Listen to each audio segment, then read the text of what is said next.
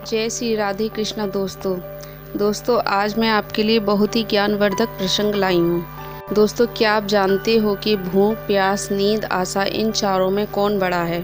अगर नहीं जानते हो तो इस कहानी को पूरा सुनिए। एक नगर में भूख, प्यास, नींद, आशा नाम की 4 बहनें रहती थीं। एक बार चारों बहनों में लड़ाई हो गई।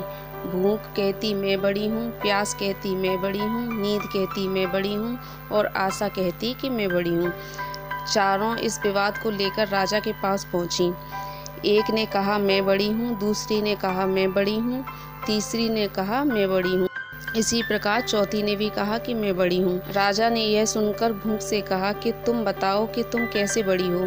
तो भूख ने कहा मैं इसलिए बड़ी हूँ क्योंकि मेरे ही कारण लोग घर में चूल्हे जलाते हैं, अच्छे अच्छे पकवान बनाते हैं और जब थाली सजकर दी जाती है तब मैं खाती हूँ, इसलिए मैं सबसे बड़ी हूँ।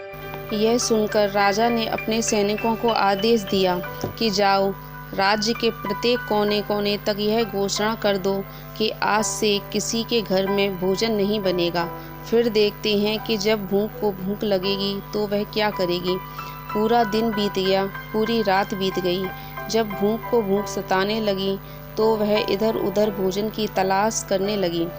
जब उसे कुछ नहीं मिला तो वह भूख के कारण बासी रोटी खाने लगी। प्यास यह सब देख रही थी। वह तुरंत राजा के पास गई और राजा से बोली, हे राजन, भूख हार गई। वह घर में पड़ी बासी रोटियों को खा रही है, इसलिए मैं सबसे बड़ी हूँ। राजा ने कहा, तुम बताओ तुम कैसे बड़ी हो? प्यास ने कहा, मैं बड़ी हूँ क्योंकि मेरे ही कारण लोग कुएं खुदवाते हैं, तालाब बनवाते हैं एवं बर्तन में पानी भी संचय करते हैं और जब किसी पात्र में भरकर जब मुझे पानी देते हैं तब मैं पीती हूँ, इसलिए मैं बड़ी हूँ। यह सुनकर राजा ने सैनिकों को आदेश दिया कि जाओ, पूरे राज्य में घोषणा कर दो कि कोई भी कुएं न खुदवाए, कोई भी बर्तनों में पानी न भरे, सभी तालाबों और कुओं में कड़ी पहरा लगा दो।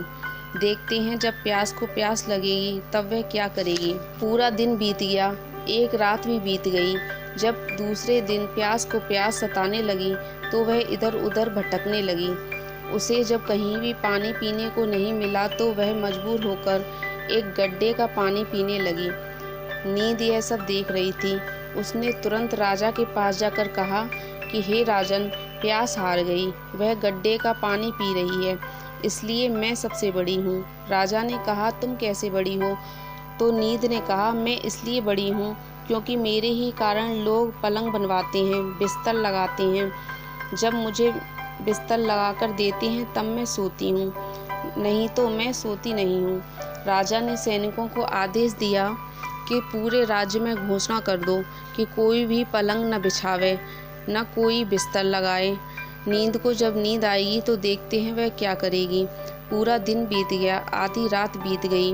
नींद को नींद आने लगी तो वह इधर उधर बिस्तर खोजने लगी। जब बिस्तर नहीं मिला तो वह मजबूर होकर ऊबड़ खाबड़ जगह पर ही सो गई। आशा यह सब देख रही थी। उसने तुरंत राजा के पास जाकर कहा कि हे राजन, नींद हार गई, वह ऊबड़ खाबड़ जगह पर ही बिना बिस्तर के सो गई है, इसलिए बड़ी तो मैं ही हूँ। तब राजा ने कहा, तुम कैसे बड़ी हो? तो आशा ने कहा, मैं इसलिए बड़ी हूँ क्योंकि लोग मेरे ही कारण काम करते हैं, नौकरी धंधा मजदूरी करते हैं, परेशानियाँ उठाते हैं, लेकिन आशा के दीप को बुझने नहीं देते। राजा यह सुनकर अपने सैनिकों को आदेश दिया कि पूरे राज्य में घोषणा कर दो कि कोई भी नौकरी न करे, कोई मेहनत मजदूरी न करे, कोई आशा का दीप न जलाए। आशा को जब आस जगेगी तो देखते हैं वह क्या करेगी। पूरा दिन बीत गया, आधी रात बीत गई। जब आशा को आस जगी तब वह इधर उधर गई, लेकिन चारों तरफ सन्नाटा था।